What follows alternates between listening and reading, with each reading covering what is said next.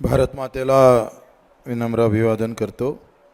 छत्रपती शिवाजी महाराज, महात्मा ज्योतिबा फुले, पूज्य बाबासाहेब आंबेडकर, अहिल्यादेवी होळकर, भगवान बाबा यांना नतमस्तक होतो। खरं तर सरिता जी कौशिक यांचं व्याख्यान होणार आहे, मी अधिक जास्त बोलणार नाही, पण आयोजकांना मी फोन करत होतो आपेट साहेब, कारण या अंबाजोगाईतून मी इतक्या दूरून आलो आणि 25-30 लोक पुन्हा मी परत गेलोय। म्हटलं अंबाजोगाईमध्ये काही प्रॉब्लेम तर नाही आहे, आणि त्याच्यामुळं मी विचारत होतो का लोक येणार का नाही येणार। पण तुम्ही जे आलेले लोक आहे ना, ते लाखाच्या गर्दीपेक्षा जास्त महत्त्वाचे आहे आणि मोलाचे आहे। एकही जण गाडी पाठवून इथं आलेला नाही आहे। मी आपेटजींना विचारत होतोय का सगळे टू व्हीलरनं आले असणार आणि कोणाकोणाला फोन पण केला नसणार आहे। व्हॉट्सअपवर किंवा मोबाईलवर किंवा एखादं पोस्टर पाहिलं असेल त्याच्यावर आलेले लोक आहे। आणि मला फार समाधान आहे, ही जी गर्दी आहे ही आमच्यासाठी लाखापेक्षा जास्त महत्त्वाची आहे असं मी स्वतःला समजतो। आज गुढीपाडवा आहे, नवीन वर्षाची सुरुवात आहे, पण शेतकरी, शेतमजूर, कष्टकऱ्यांचे, दिव्यांगाचं काही वर्ष बदलत नाही। कित्येक वर्षापासून त्याचं वर्ष तसंच आहे। सगळेच पक्षातले त्यानं सरकार पाहिलं, पण कुठेही त्याच्यामध्ये बदल झालेला फारसा दिसत नाही आहे। मी संतोष मुंडे परळीला जाऊन आलो, तिथे डॉक्टरकडे आमचे काळोखे पण होते।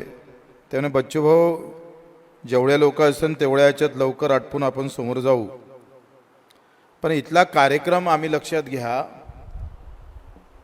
का याचा संवेदना ज्या आहे, आता संवेदना कोणाबाबत आहे त्या महत्त्वाच्या।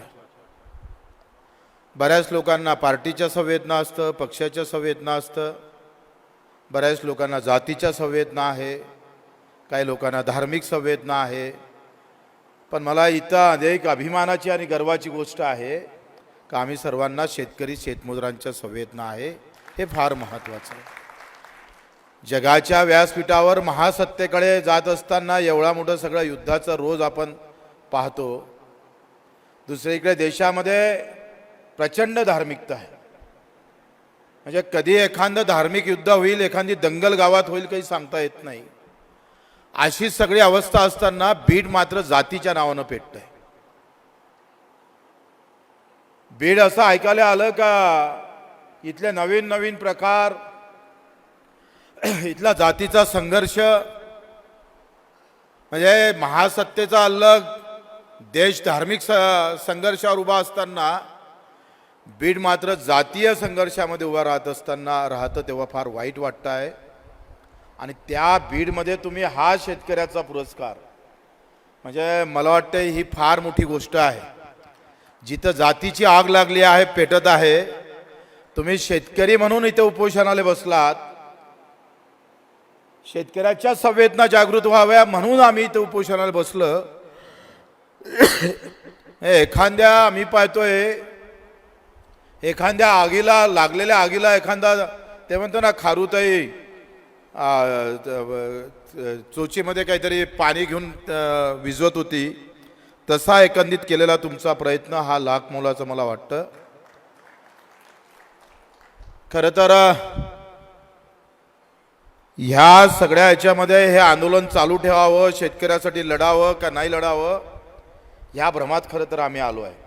मी मनातल्या मनात रात्रभर विचार करत असतो का आपण ही लढाई चालू ठेवायची का बंद करायची, याची गरज आहे का नाही आहे लोकांना। मुळात ही लढाईची गरजच आहे का, हे गरज नसताना आपण लढतो का। कर्जमाफीनंतर मला एवढे फोन आले, म्हणे ते रेग्युलर कर्ज भरणारे आहे ना, त्याचं पण 2 लाख करा बच्चू भाऊ, आंदोलन करा। मग मी त्याला विचारत होतो का तू आंदोलनात आला होता काय? नाही, मी आंदोलनात नाही आलो, आता करत येईन, आता जर केलं तर येईन, पण अगोदरच्या कोणत्या आंदोलनात नाही आलो। मी त्याला मॅसेज करायचा काही लोकांचा, म्हणजे तुम्ही बसले आहे, शांत आहे, काही बोलतच नाही तुम्ही। कर्जमाफीचं आंदोलन झालं, 2 लाख माफ झाले, मग आता रेग्युलर भरण्यासाठी तुम्ही काही केलं पाहिजे. लगेच मॅसेज, मी त्याला मॅसेज पाठवायचं, अरे 4 ते 5 कोटी शेतकऱ्याची संख्या आहे, आम्ही 30 ते 40 हजार लोक जमा होत होतो फक्त. त्याच्यातले आम्ही सांगतोय 75% हे तर कार्यकर्ते होते बिचारे, जे नेहमीच आंदोलनात असतं. 25% मोठ्या मुश्किलनं तो माहोल पाहून शेतकरी आलेला होता आपेटची. व्यवस्था पहा कशी आहे. म्हणजे हा जर जाती धर्माचा ओबीसी मराठाचा कार्यक्रम असता तर ग्राउंड कमी पडलं असतं. आणि 3.5 लाख शेतकऱ्याच्या आत्महत्याच्या वेदना, एक दिवसाच्या उपोषणाच्या साठी आम्ही इथं बसतो आहे, इथं हॉल भरत नाही, हे आमच्यासाठी दुःख नाही आहे. हे आम्हाला कुठेतरी वेगळी दिशा देण्याचं खरं तर आम्ही पाहतोय, वेगळा विचार करण्याची हे वेळ नाही आहे. जातीसाठी लोक एवढे अपडेट असतात, धर्मासाठी एवढे अपडेट असतात, असं वाटतं सगळे धर्म डुबतेच आता.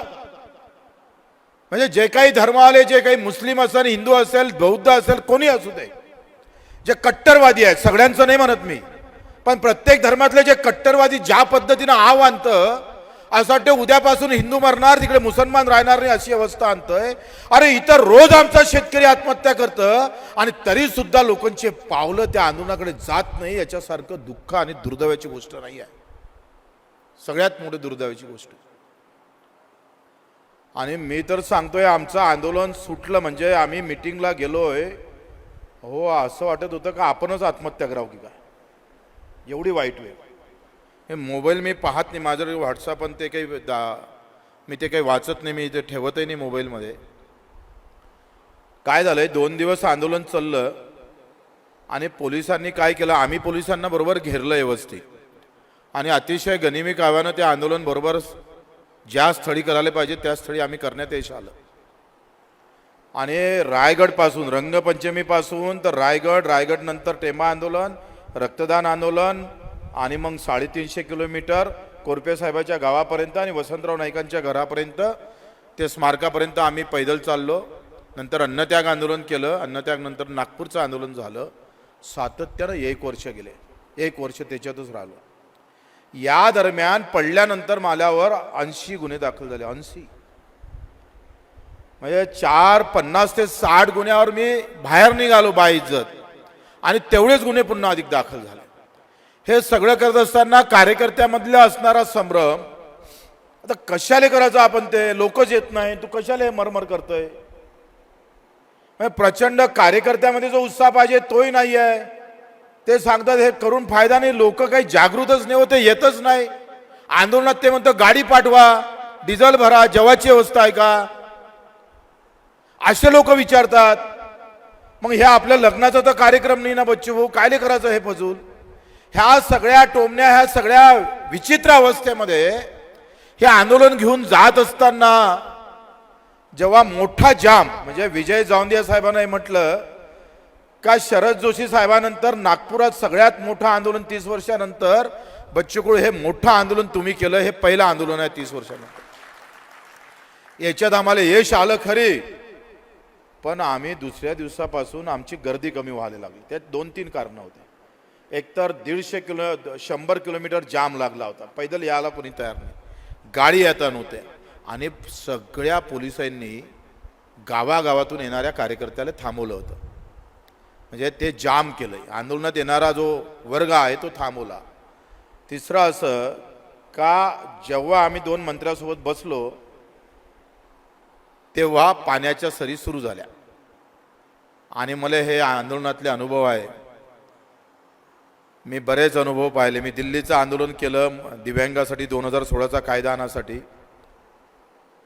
2 दिवस टिकले. दुसऱ्या दिवशी मला असं वाटलं आता हे राहत नाही, मी सरळ महाराष्ट्र सदनमध्ये घुसलो.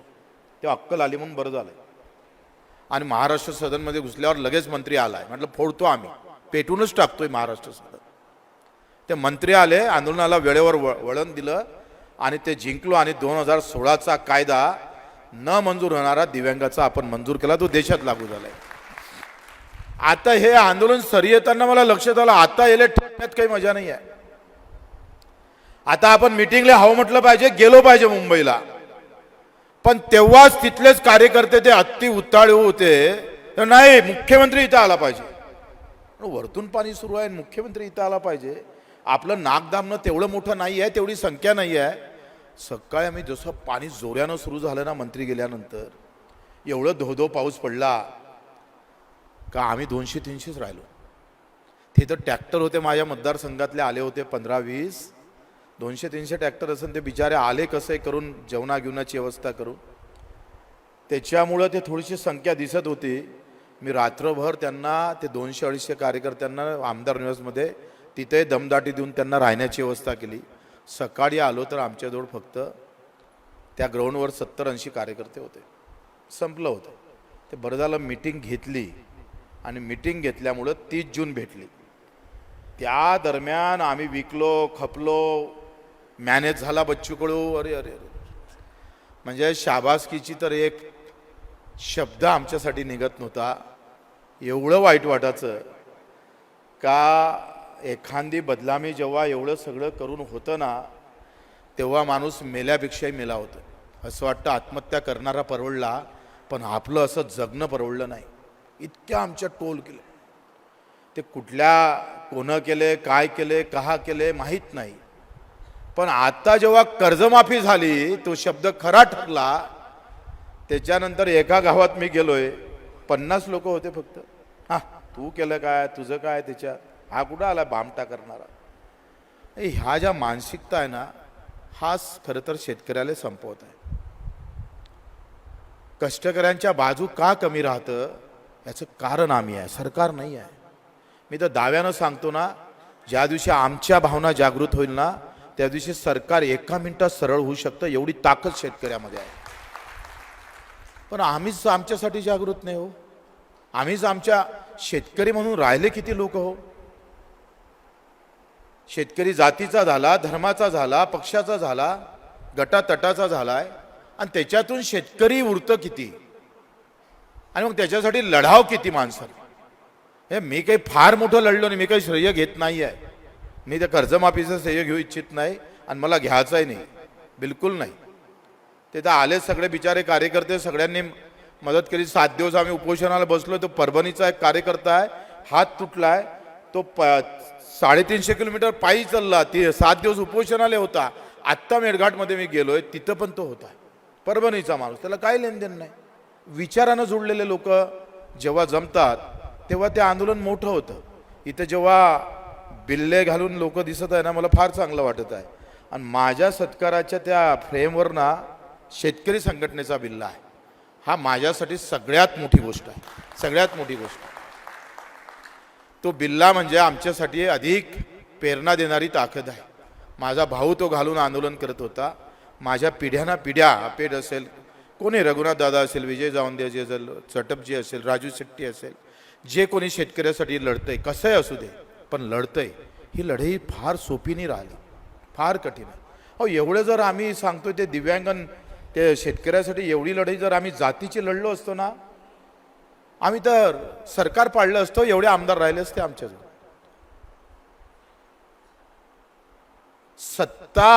सत्तेच्या जवळ गेलो असतो आम्ही जातीच्या लढाईत, सत्ता भेटली असती.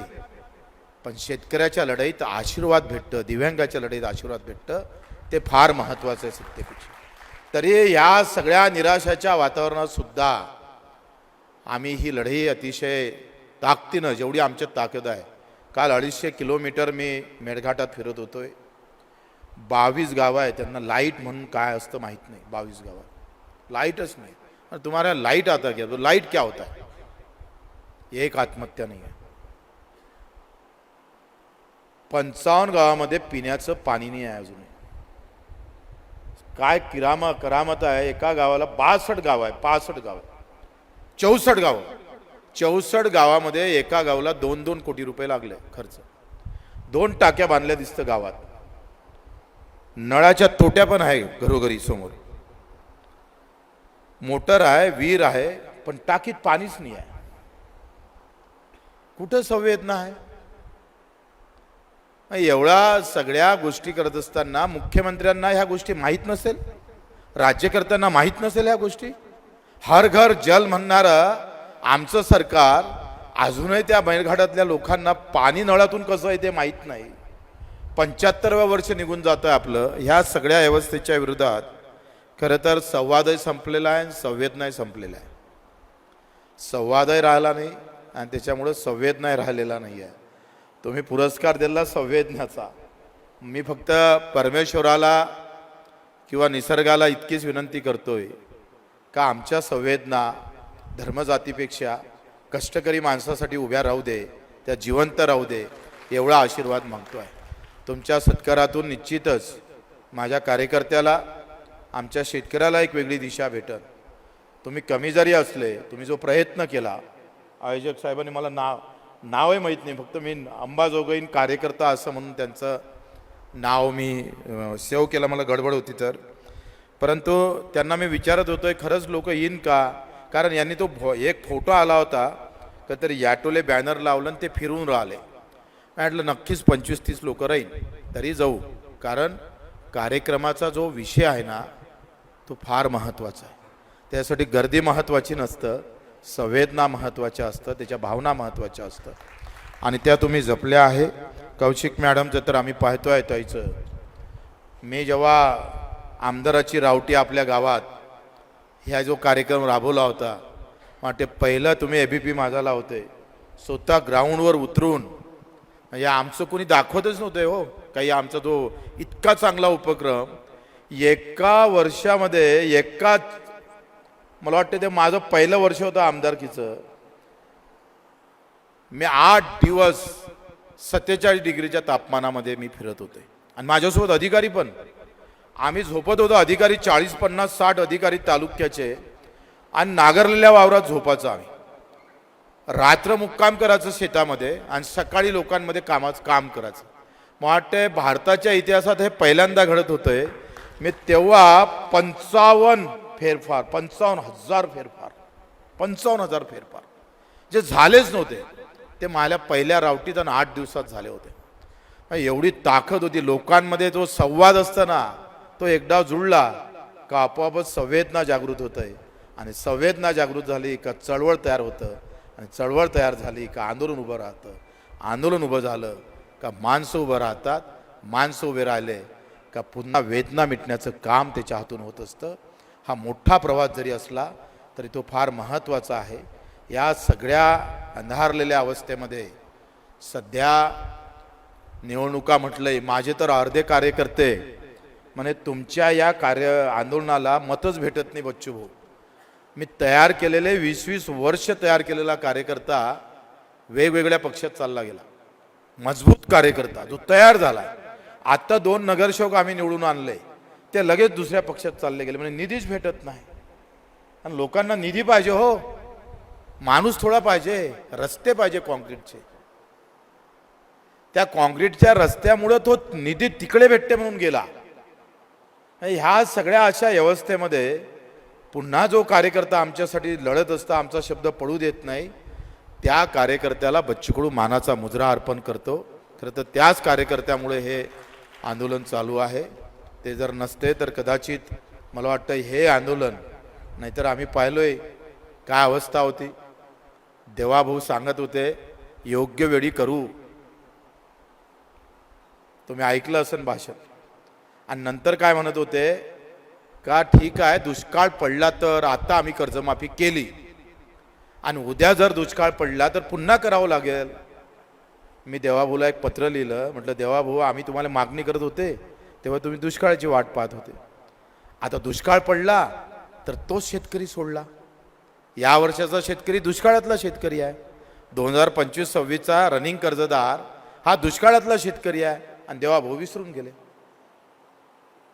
देवच त्याला आठवण करून देईल. म्हणजे कदाचित असं तर ह्या सगळ्या अवस्थेमध्ये आपण आत्ता जे कर्जमाफी होते, मी त्यांना विचारलंय परदेशीला, म्हटलं 2 लाख माफ करताना 4 लाख जर असेल तर 2 लाख भरले तर 2 लाख माफ होईल. 25,000 असेल तर 25,000 भरावं लागेल, म्हणजे 2 लाख माफ होईल. अशी कर्जमाफी आहे. ते काही फार मोठी नाही आहे, पण याच्यातला जय काय आहे का शेतकऱ्याच्या ज्या काही आम्ही पाहतोय ताकद जी असतं, या आंदोलनानंतर भेटणारं जे यश आहे ना ते किमतीनं मोजल्या जात नाही. ते यश वेगळं असतं. की आमचं अस्तित्व टिकवणारं आहे ते लक्षात घ्या की हमने आंदोलन किया और आपने जाहीर किया, यही आंदोलन की ताकद आहे. हे मोठी गोष्ट आहे, लक्षात घ्या. ते किती माफ झाला हा नंतरचा भाग आहे, त्यासाठी लढू आपण. पण आंदोलनाला ती एक आम्ही पाहतो धार भेटली आहे, धार आपल्याला मिळाली आहे आणि ते फार महत्त्वाचं असतं. कदाचित जाहीर झाली नसती तर पुन्हा आंदोलन करावं लागलं असतं. आम्ही सुद्धा मोठ्या अडचणीत आलेलो होतो बरं, कारण पुन्हा आंदोलन करा म्हणजे पुन्हा अधिक धावा. 350 सभा घेतल्या, मग येणार किती लोक, थांबणार का आल्यावर, मग जाणारच का, अर्ध्यातून सोडणार का आपल्याला, हे अनेक प्रश्न सुटतात. मोठी ताण असतं आंदोलन म्हणजे, एवढं सोपं नसतं. म्हणजे तुम्हाला असं वाटतं लग्नाचाच कार्यक्रम आहे आंदोलन म्हणजे, लोक सहज येतात लग्नात. एखादा दारू पिणाऱ्याचं लग्न असलं गावातलं, रोज दारू पिऊन बायकोले मारत असन म्हणजे मारणार असन समोर, तरी लोक गर्दी करते, इथल्यापेक्षा बरी राहते एक पत्रिक.